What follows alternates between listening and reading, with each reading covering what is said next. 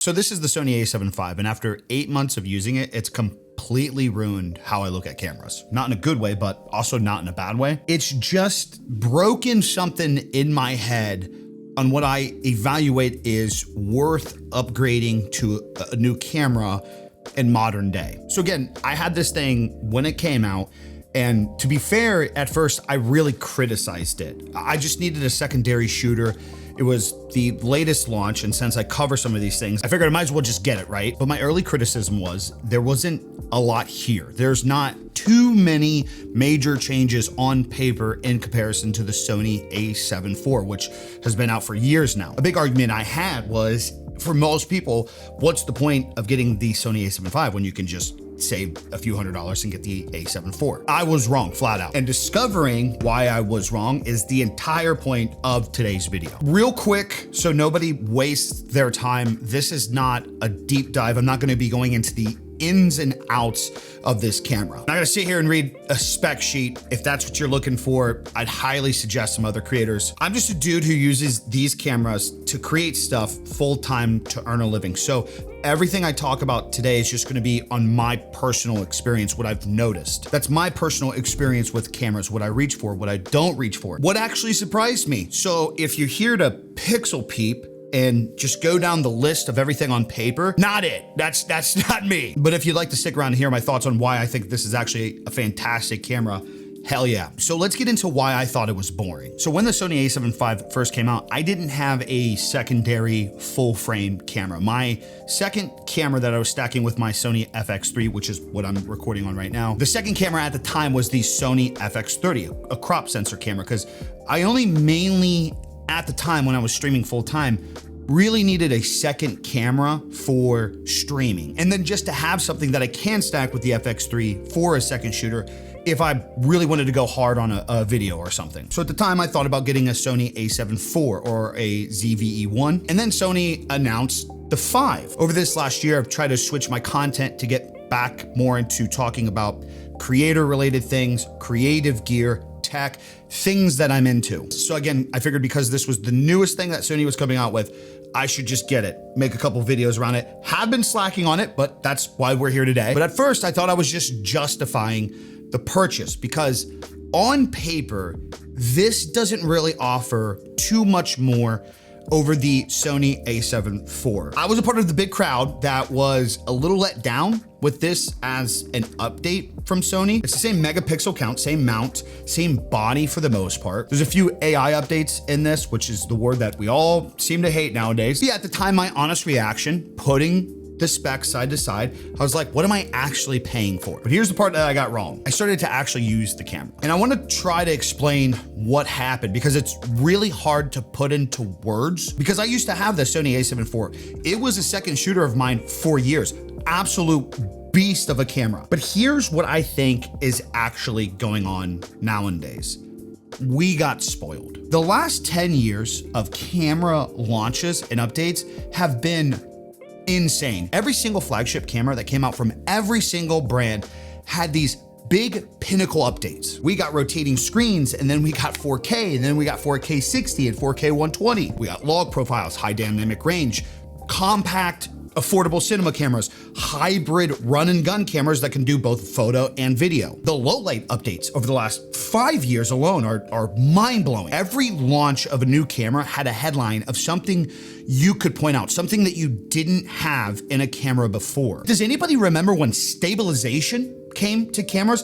It was insane. There was a time where we were shooting with the, I think Sony a7S II, didn't have stabilization, didn't have a flip out screen. We were making what we thought at the time was crazy content. Like it was a insane tool to have in our hands. Shout out to everybody back in the day during the A6300 era and the A7S II era where we didn't have the screens that flipped out. So we had to just trust the autofocus that Sony offered at the time. So we got trained to evaluate cameras in a specific way. And the specific way was a new thing. And if there's no new thing, the camera is not worth it. Here's the problem. That era is over and nobody talks about this. I made a video a few years back asking creators and creatives, at what point do you think we aren't gonna get anything more, any new things because the societal standard is just not gonna change. And what I mean by this is 4K is a great example. Everybody wants the new resolutions. Everybody wants to push 6K, 8K. What's beyond that? The average person can't even watch 4K still to this day. They're watching 1080p. Some of the best TV series and films are not recorded on high resolution. Think about it like engines, if you would, with vehicles. Like, look at the history of cars. At some point we got V8s, and then we got V10s, V12s, but then everybody figured it out. You didn't need V16s, V18s, V20s, V26s. We're not bolting on cylinders forever. What we do nowadays that makes 8 cylinders unreal compared to the 8 cylinders we had 20, 30, and 40 years ago is we tune the shit out of them. The technological advance in motors and the parts around the motor, the whole entire build of the body in itself, is what has changed the game. This is the reason why you have a pinnacle car like a Corvette ZR1 that just demolishes cars double to triple its price. And I'm sorry to tell you, but that's where we are with cameras. Guys, we're done adding cylinders to these things. It is now the era of fine tuning. And here's the thing that nobody talks about. We don't have a way to review fine-tuned products without extensive use, without real experience. We don't have a vocabulary for it yet because it's not a tangible thing that you could just say, look at this. For a lot of people, you can't just say it's faster and people will comprehend what that actually means. So every new camera gets called boring. This is why the launch of the Sony FX5 has been so anticlimactic for so many people. But it's a fantastic camera because we're still reviewing shit like it's 2016, waiting on the newest headline of something that we've never had before. And the A7 IV is just a perfect example. There's no major headline to this.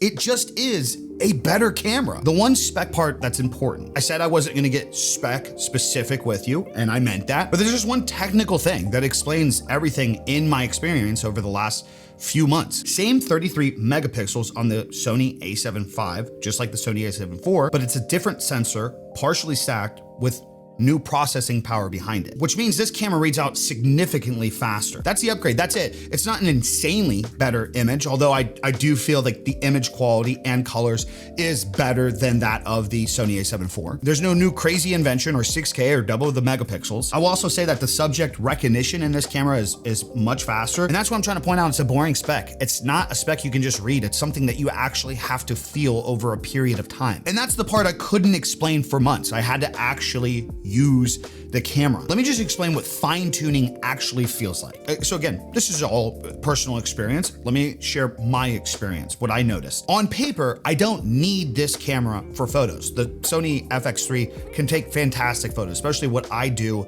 as a content creator. I mainly post to social media or take product shots for web pages. The FX3 is technically all the camera that I need. But here's what actually happened in my office. The FX3, most of the time, is sitting nearest to me. It's the closest camera.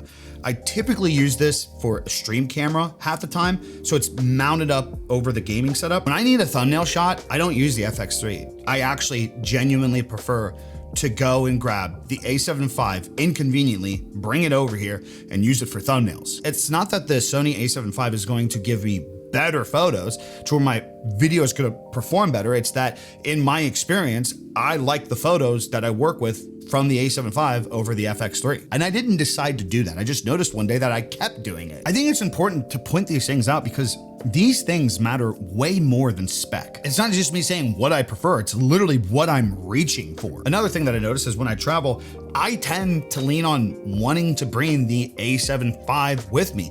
Again, across the board, when I'm out and about, run and gun, I just trust this camera more. On top of that, it's an amazing hybrid. Like, there's just something about this body with the viewfinder, how I can just remove the microphone from the top if I want to, and I can go out and I can just shoot shit that's, for me personally, to document for the future. So it's kind of become the camera where when I leave, I'm like, okay, let's take the microphone, put it on this, and travel with just one rig. And then again, when I get back to office, I take the microphone off of it. And if I want to leave the house with a trustworthy camera, it's this guy all the time. The little things just add up. Also too, this screen is just, I love this update that Sony came out with. It's the small things, but the small things in the day-to-day use adds up after a period of time. And that's why I've gained a lot of respect for this camera. Here's the part that actually made me want to make this video today. So again, I've got the Sony FX3, I've got the Sony a7 IV, I've got the Sony FX5 coming. That's 3 cameras. As much as I want to just have all 3 cameras because I like tech,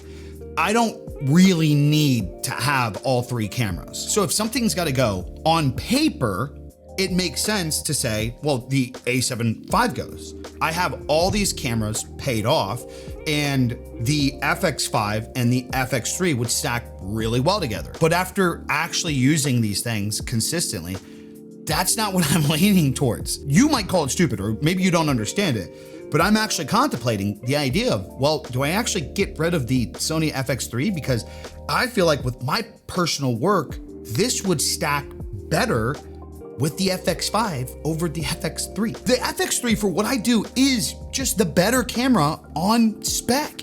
It is the cinema body, longer runtime, higher quality, higher dynamic range. But through experience, I still have to debate it. That's not a spec sheet result. That's months of doing creative work, creating habits, and leaning into the tools that I actually enjoy to use. So the verdict, here's where I landed, and here's the honest version of this. Knowing what I know now and seeing the history of coming up, I'm blessed to be in the position where I am now, to where I can have all these cameras and debate these things. But if everything about my creator business changed and I had to resort to one camera, I really had a budget down and have the one piece of tech that would just get the job done, I could trust it, and I know long-term I could trust it. Not what the best camera is or what's better than. If I had to strip everything down, I would stick with the Sony a7 IV. There was a time for years where I couldn't afford something like an FX3 or an FX5. I could only realistically save up for one body and one body only.